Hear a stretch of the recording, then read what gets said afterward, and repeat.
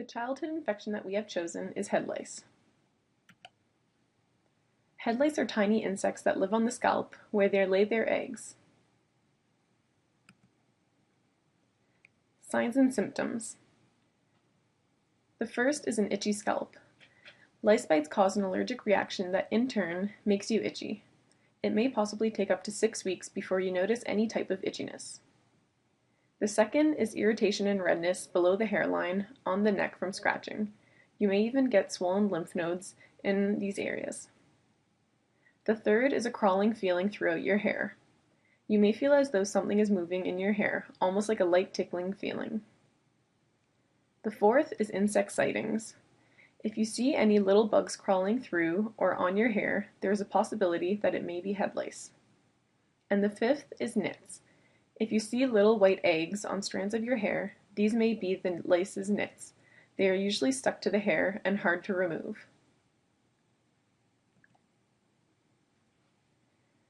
Transmission routes can be spread directly or indirectly. Directly is from person to person, so there would have to be direct contact with someone who is infected. It is more likely to happen in young children because while learning or playing, they tend to get close to one another and have their heads right up beside another child's head. It is difficult for parents to teach their children to avoid coming into contact with others. It can also be spread indirectly, which is object to person.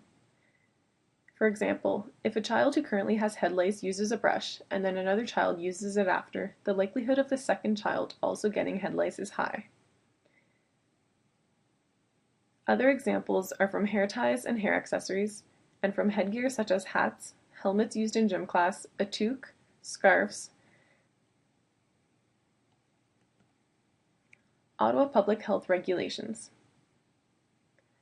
Ottawa Public Health says that you have to let parents and guardians know if there's a suspected case or confirmed case of head lice at the facility. If a child has head lice, they may stay at the facility until the end of the day, but they should not participate in any activities where heads may touch. When the child goes home at the end of the day, the facility should give the proper forms to the parents or guardians to help them with the head lice. The child will be excluded from the facility until the first treatment has been given. There are 4 forms from Ottawa Public Health that can be given to the parents. There is a withdrawal notice for head lice. There is head lice information sheets. There is a notice to parents that there is an outbreak of head lice. And there is a follow-up notice to parents that the head lice has been taken care of. Facility prevention.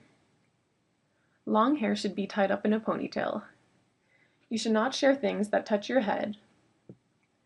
You should check your child's head regularly. You should wash and dry clothes that an infested child has worn 2 days before treatment. You should vacuum the floor and furniture that an infested child has been at. You should teach children to stay away from activities that can cause the spread of head lice.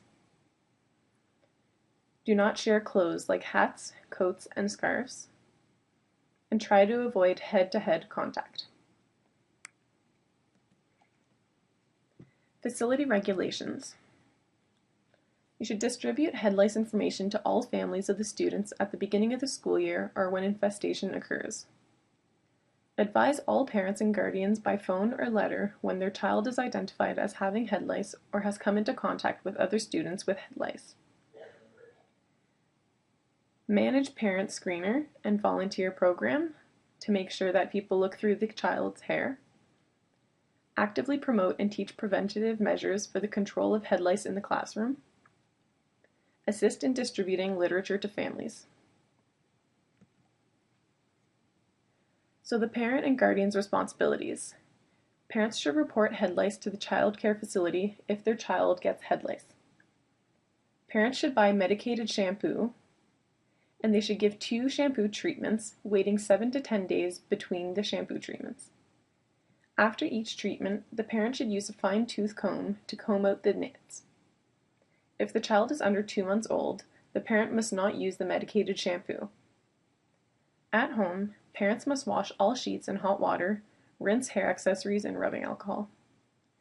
Parents should continue to look for signs of itching for the scalp and treat as necessary and let the facility know. These are our references. Thank you very much.